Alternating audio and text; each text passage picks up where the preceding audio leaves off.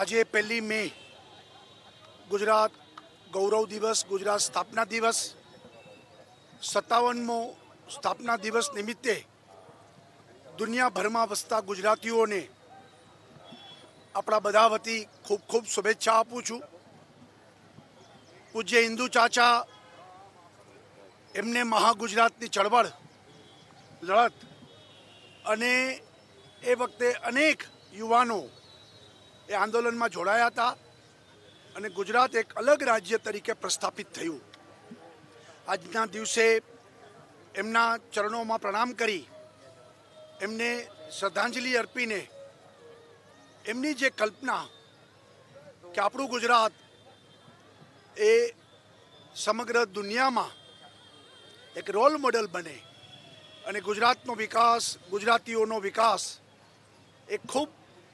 થાય એ એમની જે લાગણી હતી એ દિશામાં આપણે સંકલ્પ કરીએ અને આપણા ગુજરાતના વિકાસ માટે સૌનો સાથ, સૌનો વિકાસ એ આપણા વડાપ્રધાન શ્રી નરેન્દ્રભાઈ આપેલા મંત્રને